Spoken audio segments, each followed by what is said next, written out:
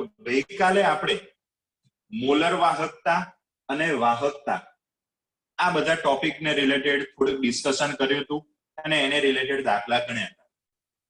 હવે ફરી એકવાર તમને યાદ કરાવડાવી દઉં. વિશિષ્ટ વાહકતા કપ્પા, જેને હવે આપણે વાહકતા કહીએ છીએ, અને મોલર વાહકતા, જેને આપણે લેમ્ડા એમ દ્વારા દર્શાવીએ છીએ. આ બંનેનો આપણે ડિફરન્સ સમજ્યા હતા કે વાહકતાની અંદર આપણે કોઈ પણ દ્રાવણનું કદ ફિક્સ કરીએ છીએ અને મોલર વાહકતાની અંદર આપણે એ દ્રાવ્યનો જથ્થો 1 મોલ જેટલો ફિક્સ કરીએ છીએ. અહીંયા દ્રાવણનું કદ આપણે 1 ml લઈએ છીએ અને અહીંયા પદાર્થનો જથ્થો મોલ અથવા તો એની સાંદ્રતા 1 મોલ લઈ આ રીતે આપણે બંને વચ્ચેનો ડિફરન્સ સમજ્યા હતા. આજે આપણે એ મોલર વાહકતામાં સાંદ્રતા સાથે શું ફેરફાર થાય એ સમજવાનું છે. બંને સમજીએ કે વાહકતા અને મોલર વાહકતા એ બંનેમાં સાંદ્રતા સાથે, સાંદ્રતાના ફેરફાર સાથે શું ફરક થશે એ સમજાવતા પહેલા તમને પૂછું કે મારી પાસે કોઈ પણ જલીય દ્રાવણ છે, એની સાંદ્રતામાં ફેરફાર કરતા. ચલો, મારી પાસે આ જલીય દ્રાવણ છે. આ જલીય દ્રાવણ અહીંયા બીકરમાં મેં ભરેલું છે. એમાં મેં 2 વિદ્યુત રોડ ઉપાડેલા છે, 2 પટ્ટી સ્વરૂપે. આની અંદર જે પણ મેં જલીય દ્રાવણ ભરેલું છે એની સાંદ્રતા ધારો કે C છે, એનું કદ V છે, બરાબર. હવે આ સાંદ્રતા C માંથી બદલીને હું C ડેશ કરું છું. C ડેશ કરવા માટે હું શું કરું છું તો કે અંદર પાણી ઉમેરું છું. અંદર વધારે પ્રમાણમાં પાણી ઉમેરું છું. ધેટ મીન્સ કે આ દ્રાવણનું હું મંદન કરી અને સાંદ્રતા C માંથી ઘટાડી અને C1 કરું છું. તો આવું કરવાથી વાહકતામાં અને મોલર વાહકતામાં કોઈ ફરક પડશે ના? તો કોઈ પ્રોબ્લેમ નથી. કારણ આપવું પડશે. અને હા તો શું થશે? સાંદ્રતામાં ઘટાડો કરતા વાહકતામાં વધારો થશે કે ઘટાડો થશે? એ જ રીતે સાંદ્રતામાં ઘટાડો કરતા મોલર વાહકતામાં વધારો થશે કે ઘટાડો થશે? એ મને કોઈ કહી શકે? તમારી રીતે વિચારીને કહો, પછી હું તમને કહેવાનો તો છું જ. હા કુશલ, બોલો. મોલર વાહકતામાં તમે જો સાંદ્રતામાં ઘટાડો કે વધારો કરો ને તો ઇફેક્ટ થશે. એટલે કે જો તમે સાંદ્રતા વધારી દેશો તો મોલર વાહકતા ઘટી જશે. પણ જે પેલી વાહકતા ખરી કપ્પા, એમાં કઈ ફેર નહીં પડે, કારણ કે એ તો કોષ અચળાંક અને અવરોધના એના પર જ રિલેટિવ હોય છે. સાંદ્રતા પર કોઈ રિલેટિવ નથી. ઓકે, ચલો સરસ. માહીબેન ને શું કહેવું છે? હા સર, મોલર વાહકતા બરાબર કપ્પા પણ C છે. સાંદ્રતા વધારી તો મોલર વાહકતા ઘટશે અને જો આપણે સાંદ્રતા ઘટાડીશું તો મોલર વાહકતા વધશે. અને વાહકતામાં પણ એ થશે. શું થશે? વધારો કે ઘટાડો? સાંદ્રતા ઘટાડતા વાહકતા વધશે કે ઘટશે? વધશે. વધશે. ઓકે. 2 જણાએ જે જવાબ આપ્યા, સોરી, આ 2 જણાના જવાબથી મને બહુ જ આનંદ થયો. સાચું ખોટું આપણે પછી ચેક કરીએ, પણ બંને જણાએ લોજિક મસ્ત લગાડ્યું છે. બંનેનું લોજિક મસ્ત છે. ચલો આપણે જોઈએ. એક વસ્તુ તો આપણે ડાયરેક્ટ સમીકરણ ઉપરથી નક્કી કરી શકીએ કે ભાઈ મોલર વાહકતાનું સૂત્ર કંઈક આવું છે, કપ્પા * 1000/C. આ રીતનું આપણી પાસે એક સૂત્ર છે, ચોપડીમાં અલગ રીતે આપેલું છે, એની કારણે આપણે ચર્ચા કરી. હવે આ સૂત્ર પરથી હું એક સંબંધ બનાવી શકું કે ભાઈ લેમ્ડા m ચલે છે 1/C. મતલબ કે જો સાંદ્રતામાં વધારો કરું, સાંદ્રતા એટલે કે કોન્સન્ટ્રેશન C, સાંદ્રતામાં વધારો કરું તો વ્યસ્ત સંબંધ છે એટલે લેમ્ડા m મોલર વાહકતા ઘટશે, અને જો સાંદ્રતા ઘટાડું તો આપણી મોલર વાહકતા વધશે. ચલો, આ થઈ ગયો એક સમીકરણ પરથી મળતો સૈદ્ધાંતિક સંબંધ. પ્રેક્ટિકલી શું થાય છે પછી આપણે ચર્ચા કરીએ. હવે વાહકતા એટલે કે આપણી કપ્પા, એને માટે ચર્ચા કરવી હોય તો આ સમીકરણ પરથી હું બીજો પણ એક સંબંધ બનાવી શકું કે અહીંયા આ લેમ્ડા m છે એને આપણે અચળ લઈ લઈએ તો C ને હું સામેની બાજુ લઈ જાઉં. તો જો લેમ્ડા m અચળ, આ 1000 તો અચળ જ હોય એટલે સી સામેની બાજુ જતો રહે, તો મારે એક સમીકરણ બનાવી શકાય કે કપ્પા ચલે છે સી, એટલે હા કે ના? લેમ્બડા એમ અને સી વચ્ચે વ્યસ્ત પ્રમાણનો સંબંધ બન્યો, એમ કપ્પા અને સી વચ્ચે સમપ્રમાણનો સંબંધ બન્યો. મતલબ કે જો સાંદ્રતા વધારું તો વિશિષ્ટ વાહકતા વધે અને સાંદ્રતા ઘટાડું તો વિશિષ્ટ વાહકતા ઘટે. બરાબર? અને આ બંને જે સૈદ્ધાંતિક સંબંધ છે એ બંને સંબંધ તદ્દન સાચા છે. શું? તો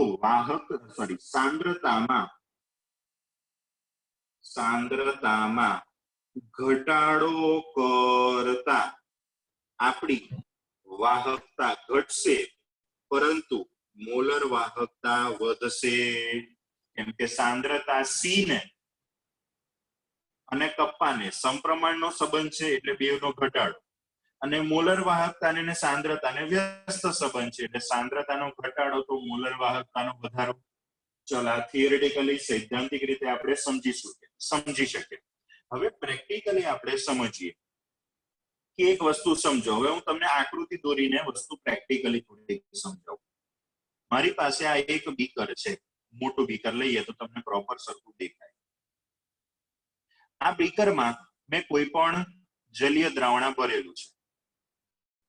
એની અંદર બે પટ્ટીઓ ડુબાડીએ આપણે.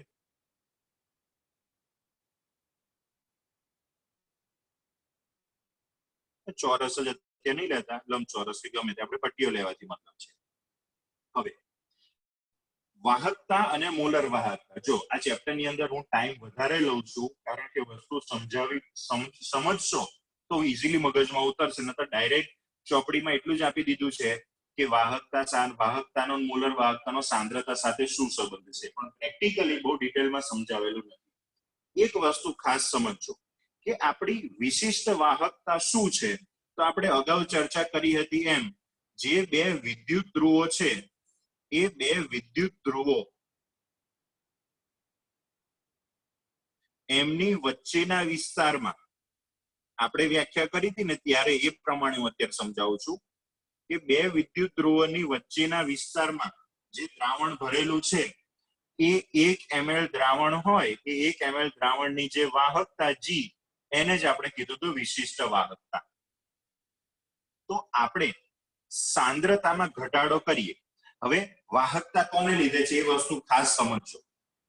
આપણા કોઈ પણ ક્ષારના જલીય દ્રાવણની વાહકતા એની અંદર રહેલા ધન આયન અને ઋણ આયનને લીધે છે. આપણી જે બે વિદ્યુત ધ્રુવ સ્વરૂપની પટ્ટી છે જેમાં 1+ અને 1 આયન હશે એ ઋણ પટ્ટી બાજુ આકર્ષાશે, અને ઋણ આયન છે એ આપણી ધન પટ્ટી ધન વિદ્યુત ધ્રુવ તરફ આકર્ષાશે, ત્યાં ચોંટે અને પછી વિદ્યુતનું વહન થાય અને દ્રાવણ વિદ્યુતનું વાહક છે એવું કહેવાય. આ મેઇન બેઝિક એની સમજૂતી છે. હવે આપણી પાસે આ બે વિદ્યુત ધ્રુવોની આસપાસના વિસ્તારમાં ધન અને ઋણ આયનો રહેલા હશે. એટલે હા કે ના? આખા દ્રાવણમાં હશે, પણ હું અહીંયા ખાસ બતાવું છું. ચલો, અહીંયા આપણી પાસે ધન અને ઋણ આયનો રહેલા હશે. એટલે હા કે ના? પટ્ટીની વચ્ચેના વિસ્તારમાં રહેલા ધન અને ઋણ આયનો, પટ્ટીની વચ્ચેના વિસ્તારમાં એટલે સમજવા માટે આપણે લઈએ છીએ, બાકી આખા દ્રાવણમાં ધન અને ઋણ આયનો તો હશે. હવે સાંદ્રતામાં હું ઘટાડો કરું છું. સાંદ્રતામાં ઘટાડો એટલે તો કે આપણી પાસે જે આ દ્રાવણ છે એ દ્રાવણની અંદર ધન અને ઋણ આયનની સાંદ્રતા આપણે જે અંદર પાણી ધારો કે ઉમેરીએ છીએ, પાણી ઉમેરી અને આપણે આ જે દ્રાવણ છે એનું કદ વધારીએ છીએ. બરાબર? હવે શું થઈ ગયું? દ્રાવણનું કદ વધી ગયું. એટલે આપણા જે આયનો હતા એ આટલા વિસ્તારમાં આયનોની સંખ્યામાં શું ફેરફાર થશે, કોઈ કહી શકે? મેં વધારે પાણી ઉમેરી અને દ્રાવણનું પહેલા જે આટલું કદ હતું એમાંથી કદ વધારીને આટલું કરી દીધું, તો વિદ્યુત ધ્રુવોની આસપાસના જે આ વિસ્તાર આટલો મેં દર્શાવેલો છે એ વિસ્તારમાં રહેલા આયનોની સંખ્યામાં કોઈ ફેરફાર થશે કે નહીં થાય? ઘટાડો. કોણ બોલ્યું ઘટાડો?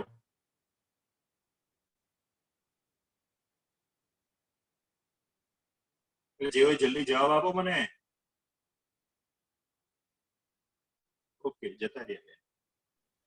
ઓકે, ચલો શું થશે કોઈ મને કહી શકે? દ્રાવણનું કદ વધારતા આ આયનોની સંખ્યામાં, આટલા વિસ્તારમાં રહેલા આયનોની સંખ્યામાં શું કઈ ફેરફાર થશે? કોઈ કહી શકે?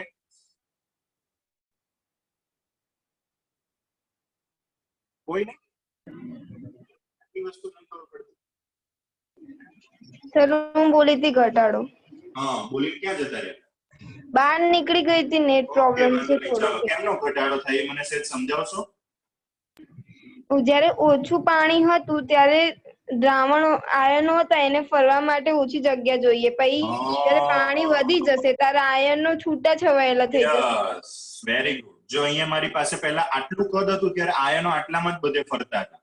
આપણે તો આટલા જ દર્શાવ્યા, પણ બધે આયનો હશે, આયનો આટલામાં જ ફરતા હતા. હવે કદ વધાર્યું, પાણી મેં વધારે નાખ્યું, ક્ષાર વધારે નહીં નાખ્યો, એટલે હવે આયનો છૂટાછવાયા ફરવા માંડ્યા. આયનો છૂટાછવાયા ફરવા માંડ્યા એટલે હવે આટલા વિસ્તારમાં અથવા તો વિદ્યુત ધ્રુવની આસપાસ રહેલા આયનોની સંખ્યા ઘટી, અને આયનોની સંખ્યા ઘટી તો હમણાં જ આપણે કીધું કે જે કોઈ પણ ક્ષારના જલીય દ્રાવણમાં વિદ્યુતનું વહન આયનોને લીધે થાય. જો આયનોની સંખ્યા વધારે તો વિદ્યુતનું વહન વધારે થાય, અને જો આયનોની સંખ્યા ઘટે તો વિદ્યુતનું વહન પણ ઘટવાનું. અને માટે પાણી ઉમેરી, મંદન કરી અને જો હું સાંદ્રતામાં ઘટાડો કરું છું તો આપણી વાહકતા કે જે ધન અને ઋણ આયનોને લીધે છે એમાં ઘટાડો થશે. ચલો, આટલી આ સુધી અત્યાર સુધીમાં ના ખબર પડી હોય હાથ ઊંચો કરીને પૂછી શકે છે. ચાલો ચાલો ચાલો. ઓકે, નો વન. ચલો, આ તો સમજાય એવી વસ્તુ હતી. હવે બીજું આપણે એ સમજવાનું છે કે મૂલર વાહકતામાં કેવી રીતે વધારો થાય. એ હવે કોઈ મને કહી શકે? વિશિષ્ટ વાહકતાનું કપ્પાનું મેં તમને સમજાવ્યું. હવે મૂલર વાહકતા કેમની ઘટે, સોરી, સાંદ્રતામાં ઘટાડો કરતા મૂલર વાહકતા કેમની વધે છે મને હાલ ખબર નહીં પડતી. તમે કોઈક સમજાવો, મારા કરતા તમે બધા એડવાન્સ બુદ્ધિશાળી છો, સમજાવો તો મને કઈક ખબર પડે, અથવા તમારી રીતે જે લોજિક ચાલે એટલો દોડાવો.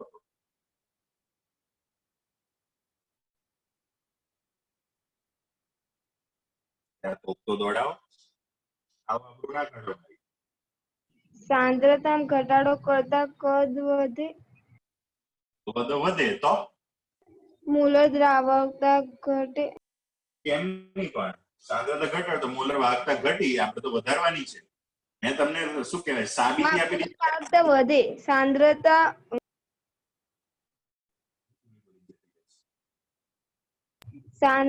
વધારતા સાંદ્રતા ઘટાડે તો કદ વધે અને મૂલર વાહકતા વધે. કદ વધે તો મૂલર વાહકતા કેમ વધે? એને કદ સાથે શું સંબંધ? જો હમણાં જીત કહેશે, એને વિડીયો ચાલુ કરે તો ભૂલમાંથી થઈ ગયા. હવે જવાબ બોલવો પડશે. એવી ભૂલનું કઈ પ્રાયશ્ચિત લેવું પડે.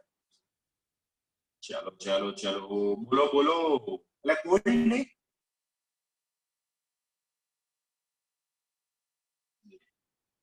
ચાલો, મૂલર વાહકતા અને સાંદ્રતા બે વ્યસ્ત પ્રમાણનો સંબંધ ધરાવે.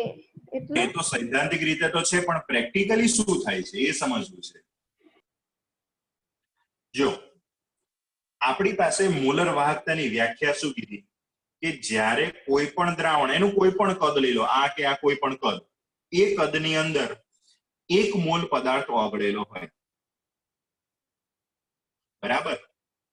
ઓકે. હવે આપણે મારી પાસે જે ક્ષાર એટલે કે વિદ્યુત વિભાજ્ય બે પ્રકારના હશે. વિદ્યુત વિભાજ્ય બે પ્રકારના હોય. સંતુલન ચેપ્ટરમાં આપણે આની ચર્ચા કરી હતી. પ્રબળ વિદ્યુત વિભાજ્ય અથવા નિર્બળ વિદ્યુત વિભાજ્ય. પ્રબળ વિદ્યુત વિભાજ્ય એટલે કે જેનું 100% આયનીકરણ થાય, અને નિર્બળ વિદ્યુત વિભાજ્ય એટલે કે એનું આંશિક બહુ ઓછા પ્રમાણમાં આયનીકરણ થાય. પ્રબળ વિદ્યુત વિભાજ્યનું ઉદાહરણ પણ હું અહીંયા લખી દઉં, NaCl, અને નિર્બળ વિદ્યુત વિભાજ્યનું ઉદાહરણ હું લખું CH3COOH. બરાબર? હવે વારાફરતી ચર્ચા કરીએ. સૌ પ્રથમ હું 1 મોલ NaCl ને પાણીમાં ઓગાળું છું. 1 મોલ NaCl ને પાણીમાં ઓગાળું, આટલું કદ હતું, અને એમાં પેલા Na+ અને Cl- આયનો શાંતિથી ફરતા હતા, વિદ્યુતનું વહન કરતા હતા, જલસા કરતા હતા. કુશલ બોલો બોલો શું કેવું છે? તમારો ક્વેશ્ચન નો આન્સર બોલતો હતો. હા બોલ ને ભાઈ. હા એટલે સર સાંદ્રતામાં આપણે ઘટાડો કરીએ ક્યારે થાય? જ્યારે કદ આપણે હેલો આવે છે અવાજ સર? હા, સાંદ્રતામાં ઘટાડો એટલે સર આપણે કહીએ કે એનું કદ ડબલ કરી દીધું એટલે અથવા તો કદ વધારી દીધું તમે. હા બરાબર.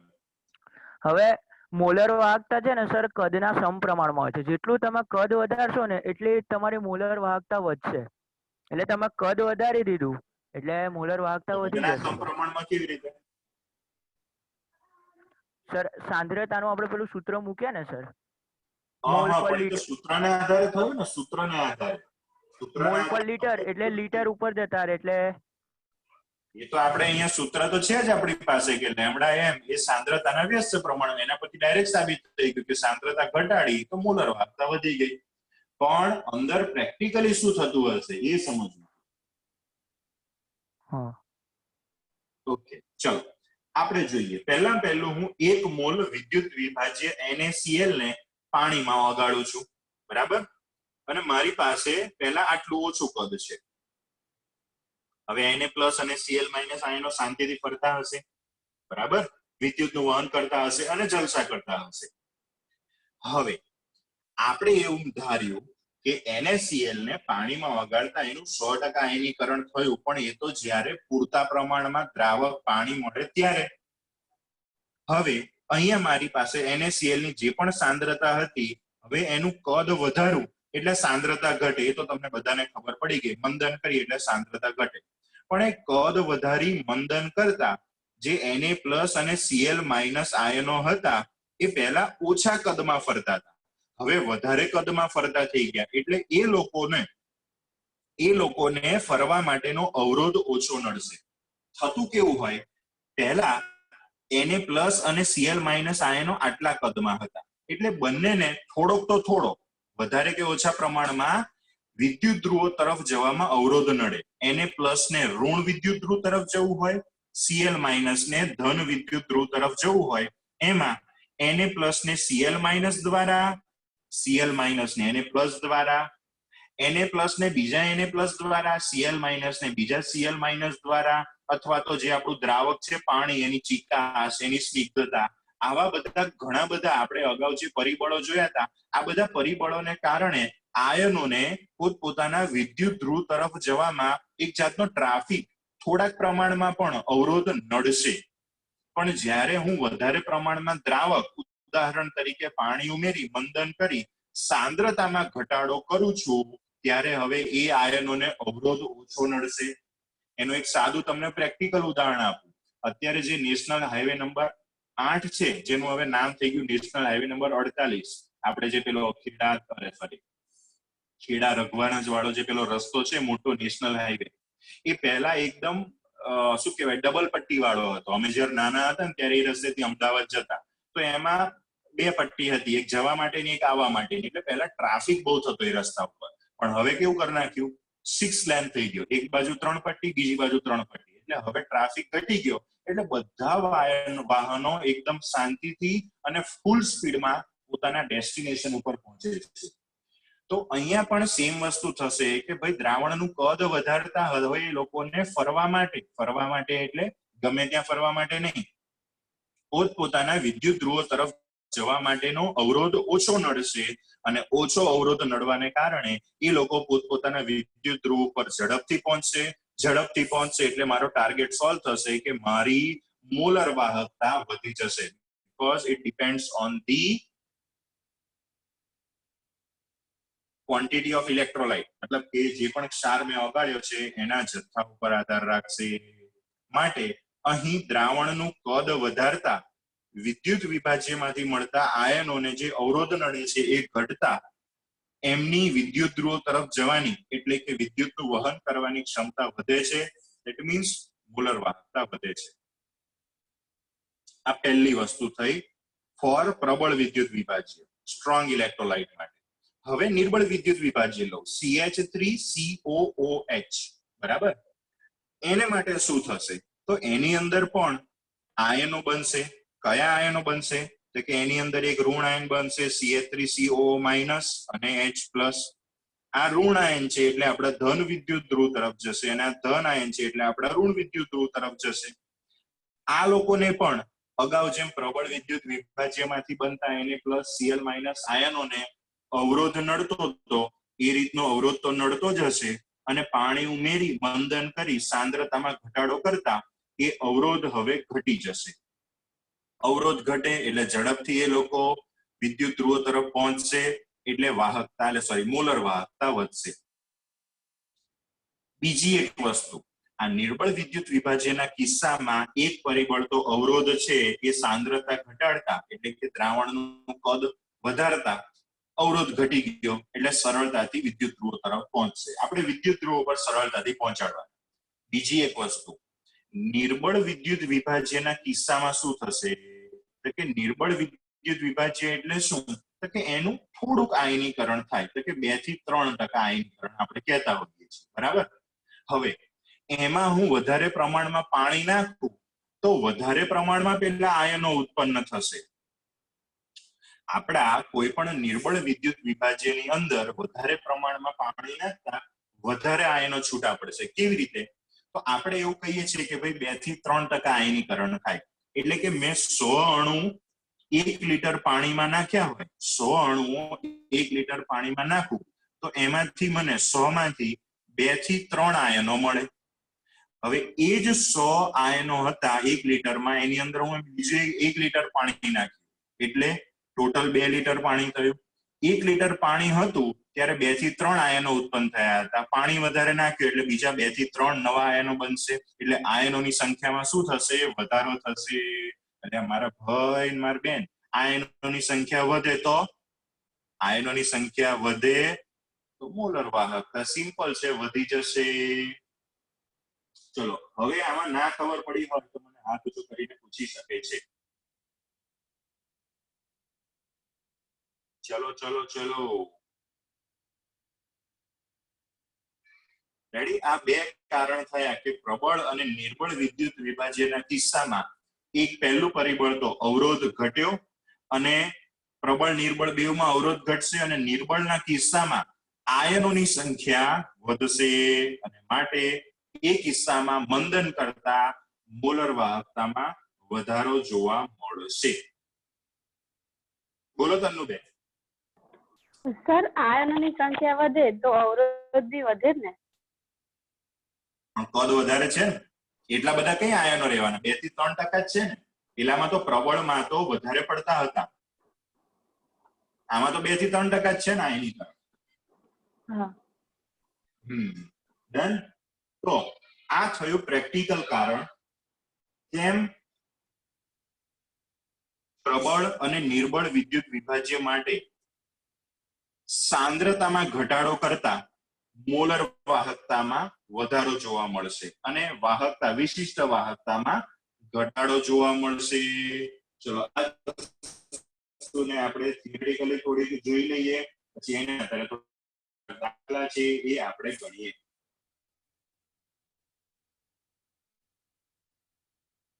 ચલો ચલો, okay, why screen, yes. Then તો આ જૂના સિલેબસ નું હતું, નવા સિલેબસ નું તમને થોડું તમારી બુકમાં આપેલું હશે. હવે આપણે ચર્ચા કરીએ પ્રબળ વિદ્યુત વિભાજ્ય માટે. આપણે અત્યાર સુધી ભણતા હતા એ શેના માટે હતું? તો કે અત્યાર સુધી આપણે વિશિષ્ટ વાહકતા, અવરોધ આ બધાની ચર્ચા કરી. Just a minute. ઓકે, હવે આપણે ફોકસ ઓનલી મોલર વાહકતા ઉપર કરવાનું છે, કારણ કે આપણો મેઇન ટાર્ગેટ તો છે ને મોલર વાહકતા હતી, પણ મોલર વાહકતા ડાયરેક્ટ ખબર ના પડે એટલે એના માટે પહેલા વિશિષ્ટ વાહકતા કપ્પા સમજ્યા. કપ્પા સમજવા માટે પહેલા વાહકતા જી સમજવું પડે અને જી સમજવા માટે પહેલા અવરોધને સમજવું પડે. એટલે ત્યાંથી આપણે આ ટોપિકની શરૂઆત કરી. હવે આપણે આપણા મેઇન ટોપિક, મેઇન વસ્તુ જે સમજવાની હતી, મોલર વાહકતા સુધી પહોંચી ગયા. મોલર વાહકતા માટે બંનેમાં અલગ પડે, પ્રબળ અને નિર્બળ વિદ્યુત વિભાજ્યમાં. એટલે આપણે પહેલા પ્રબળ વિદ્યુત વિભાજ્ય માટેની ચર્ચા કરીએ. ઘણા બધા પ્રબળ વિદ્યુત વિભાજ્ય માટે આપણે ચેક કર્યું તો હમણાં આપણે ચર્ચા કરી એ પ્રમાણે કે સાંદ્રતામાં ઘટાડો કરતા મોલર વાહકતામાં વધારો થાય અને સાંદ્રતામાં વધારો કરો તો મોલર વાહકતા ઘટે. ઓબ્વિયસ વસ્તુ છે. તો પ્રબળ નિર્બળ બંનેમાં આ વસ્તુ કોમન હતી. પ્રબળ માટે આ જ વસ્તુને એક સમીકરણ દ્વારા દર્શાવવામાં આવી કે lambda m is equal to lambda m0 minus a c raised to 1/2. આ એક સમીકરણ દ્વારા આ વસ્તુને બંને મોલર વાહકતા અને સાંદ્રતા વચ્ચેનો સંબંધ દર્શાવવામાં આવ્યો. માત્રાત્મક સંબંધ કે કેટલી સાંદ્રતામાં ફેરફાર કરો તો કેટલી મોલર વાહકતા થાય એના માટે. હવે ઘણી બુક્સમાં સી મતલબ કે સાંદ્રતા રેઝ ટુ 1/2 લખે છે અને ઘણી જગ્યાએ 1/2 ન લખતા આ રીતે વર્ગમૂળ લખી દે છે. ગમે તે હોય બંનેનો એક જ મીનિંગ થાય. હવે આ સમીકરણને હું થોડુંક મોડિફાય કરું, જો તમારી પરમિશન હોય તો. તમે બધા હાજ પાડવાના છો એટલે હું આને મોડિફાય આ રીતે કરતો. પાછળ વાળું પદ છે એને હું આગળ લખી દઉં અને આગળ વાળું જે પદ છે એને હું પાછળ લખી દઉં. કેમ આવું કર્યું? તો કે આપણું જૂનું ને જાણીતું ચોથા ચેપ્ટરનું જે સમીકરણ y is equal to mx plus c, મતલબ કે આ સમીકરણને y બરાબર mx plus c કે જે સીધી રેખાનું સમીકરણ છે એ સમીકરણ સાથે સરખાવતા બંને મેચ થાય છે. મેચ થાય છે એટલે કે y સાથે જે મેચ થતી વસ્તુ હોય એટલે કે લેમ્ડા m મોલર વાહકતા એને આપણે y અક્ષ ઉપર લઈએ અને x સાથે મેચ થતી વસ્તુ એટલે કે આપણા વિદ્યુત વિભાજ્યના દ્રાવણની સાંદ્રતાનું વર્ગમૂળ રૂટ c એને આપણે x અક્ષ ઉપર લઈએ. મતલબ કે લેમ્ડા m વિરુદ્ધ રૂટ c નો આલેખ દોરતા અલગ અલગ સાંદ્રતામાં ફેરફાર કરતા મોલર વાહકતામાં જે ફેરફાર થાય છે એનો આપણે અભ્યાસ કરવો છે અને એના માટે લેમ્ડા m વિરુદ્ધ રૂટ c નો આલેખ દોરતા અહીંયા આપણને કીધું છે એ પ્રમાણે સીધી રેખા મળશે પણ એ રેખાનો ઢાળ m એ માઇનસ a સાથે એની સાથે મેચ થાય છે માટે આપણને ઋણ ઢાળ ધરાવતી સીધી રેખા મળશે. અત્યારે કોની ચર્ચા કરીએ છીએ? we are discussing about strong electrolytes, પ્રબળ વિદ્યુત વિભાજ્યો માટે ચર્ચા કરીએ છીએ. એના જલીય દ્રાવણ માટે સાંદ્રતામાં આપણે ઘટાડો કરીએ તો મોલર વાહકતા વધે. જો આ બાજુ જઈએ એમ સાંદ્રતા વધે, આમ જઈએ મોલર વાહકતા વધે. તો સાંદ્રતામાં વધારો કરો, સાંદ્રતા વધે છે તો મોલર વાહકતા ઘટે છે એટલે આપણને આમ નીચેની સાઈડે જતી રેખા મળે. અને સાંદ્રતામાં ઘટાડો કરો તો મોલર વાહકતા વધે. આ રીતની રેખા. ચલો સરસ.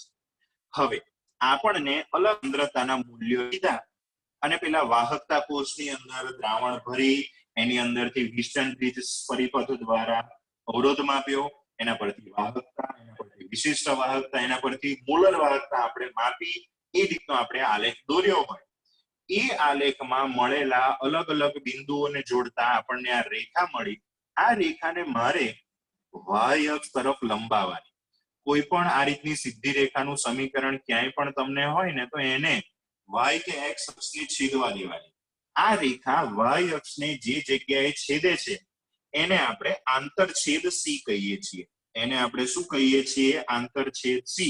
અને અહીંયા આપણને દેખાય છે એ પ્રમાણે આંતરછેદ c નું મૂલ્ય લેમ્ડા m0 મળે છે. આ લેમ્ડા m0 શું છે એ પ્રેક્ટિકલી પછી સમજીએ. પહેલા અહીંયા આલેખ પરથી સમજીએ કે ભાઈ સાંદ્રતામાં ઘટાડો કરતા આમ જઈએ છીએ ડાબી બાજુ સાંદ્રતા ઘટે, સાંદ્રતા ઘટાડીએ તો મોલર વાહકતા વધે છે એટલે આપણને આમ ઊભી રેખા આમ મળે. બરાબર. એ સાંદ્રતા ઘટાડતા ઘટાડતા ઘટાડતા ઘટાડતા ઘટાડતા ઘટાડતા ઘટાડતા ઘટાડતા ઘટાડતા ઘટાડતા ઘટાડતા બહુ ઘટાડી ઝીરો ઓલમોસ્ટ ઝીરો કરી નાખ્યો તો ખાલી દ્રાવક જ રહે, પણ આપણે સાંદ્રતા ઓલમોસ્ટ ઝીરોની નજીક કરી નાખી. તો જ્યારે સાંદ્રતાનું મૂલ્ય ઓલમોસ્ટ ઝીરોની નજીક કર્યું ત્યારે મને જે y અક્ષ ઉપર આપણે લીધેલી મોલર વાહકતા મળી એને કહેવાય લેમ્ડા m0. અને આ લેમ્ડા m0 એટલે શૂન્ય સાંદ્રતાએ મળતી મોલર વાહકતા.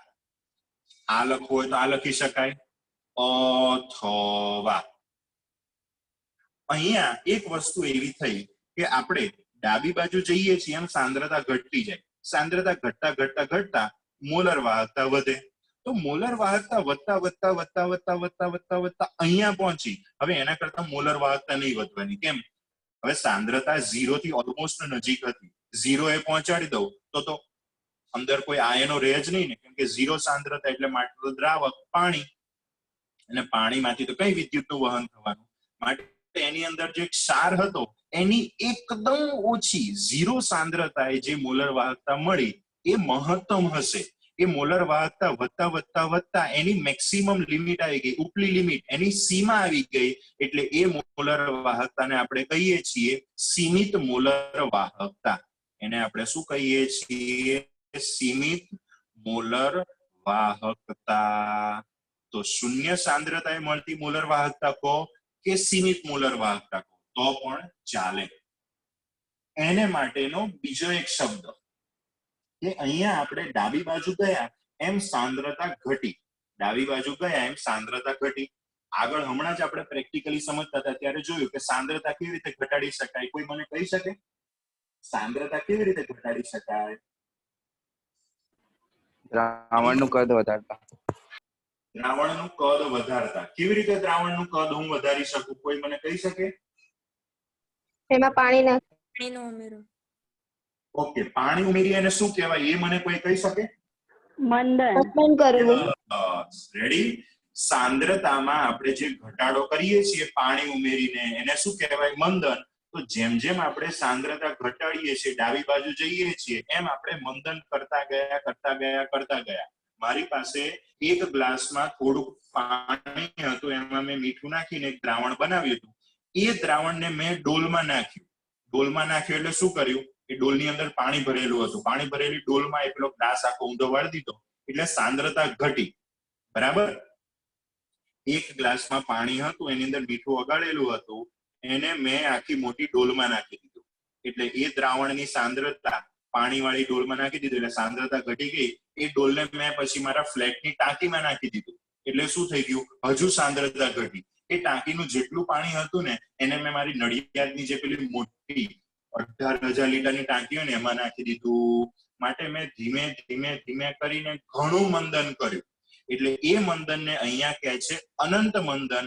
એ અનંત મંદન એટલે કે જ્યારે સાંદ્રતા ઓલમોસ્ટ 0 થઈ જાય, પેલી પાણીની મોટી 18,000 લીટરની ટાંકી હોય, એ ટાંકીમાં જો પેલું એક ગ્લાસ વાળું દ્રાવણ પહોંચે તો એમાં તમે ટેસ્ટ કરો ને તો મીઠું છે કે નહીં એ ના ખબર પડે.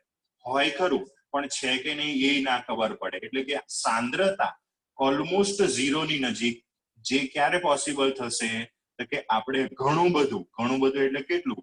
અનંત મંદન કર્યું હોય ત્યારે. તો આવી કન્ડિશનમાં જે મોલર વાહકતા મળે એને અનંત મંદને મોલર વાહકતા કહે છે. તો આ આલેખમાં જે આપણને λm0 મળે છે એ શૂન્ય સાંદ્રતાએ એટલે કે સીમા, મોલર વાહકતાની સીમા આવી ગઈ ત્યારની, અથવા તો શૂન્ય સાંદ્રતા ક્યારે થાય? તો કે અનંત મંદને મળતી મોલર વાહકતા તરીકે ઓળખવામાં આવે છે. અને આ ચેપ્ટરમાં અથવા તો આ વાહકતા રિલેટેડ ટોપિકમાં આપણે બે જ વસ્તુનું મેઇન ધ્યાન રાખવાનું, λm અથવા તો λm0. કોઈ દ્રાવણ માટે કાં તો તમને λm પર ફોકસ કરવાનું કહેશે અથવા તો λm0 ઉપર ફોકસ કરવાનું કહેશે. તો પ્રબળ વિદ્યુત વિભાજ્ય માટે આ રીતે આપણે અનંત મંદને મોલર વાહકતા અહીંયાથી શોધી શકીએ આંતરછેદ ઉપરથી. આ આપણે ચર્ચા કરી આંતરછેદ. પણ એક વસ્તુ બાકી રહી. y2 - y1 / x2 - x1 કરી આ રેખાનો જે આપણે ઢાળ શોધીએ છીએ એ ઢાળ મળશે -a. આ ઢાળ શું મળશે? -a. આ a શું છે? તો કે a એક અચળાંક છે અને આ અચળાંક આપણા ક્ષારના સ્વભાવ ઉપર આધાર રાખશે. ક્ષારનો સ્વભાવ એટલે તો કે NaCl જેવો ક્ષાર હોય જેમાં એક ધન આયન અને એક ઋણ આયન એટલે કે 1:1.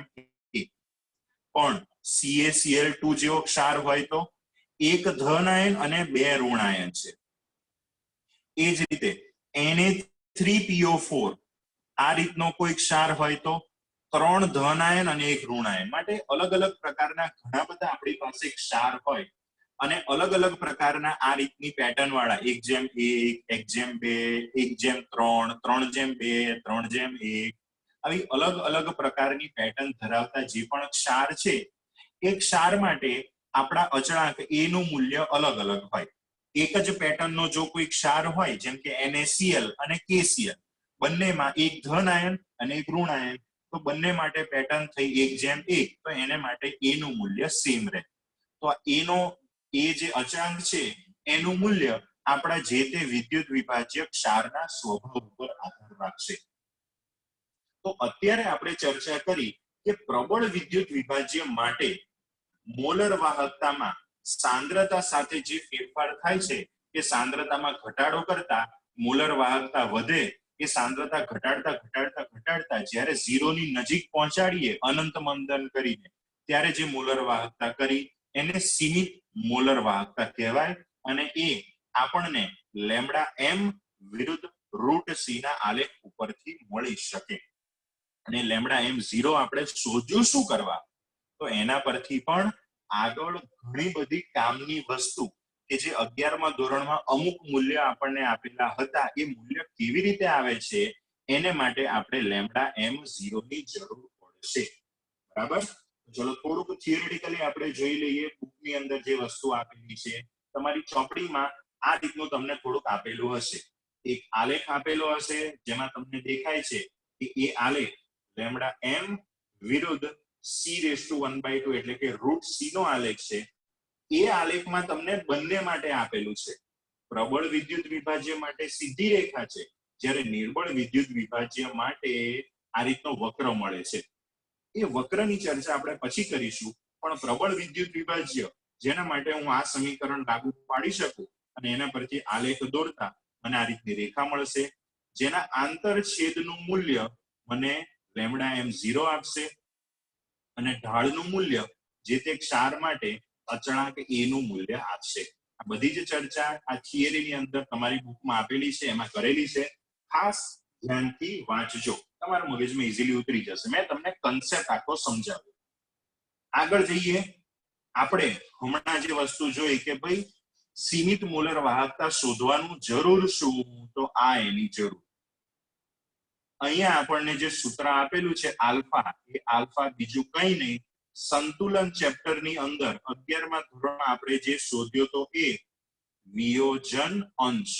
અલગ અલગ નિર્બળ વિદ્યુત વિભાજ્ય માટે જે આપણે વિયોજન અંશ શોધતા હતા અથવા તો દાખલામાં આપેલો હતો તો એ વિયોજન અંશ આલ્ફા કેવી રીતે મળે તો જે તે વિદ્યુત વિભાજ્યને આપણે પાણીમાં ઓગાળી જલીય દ્રાવણ બનાવી એને માટે λm અને λm0 ના મૂલ્યનો ગુણોત્તર લઈએ.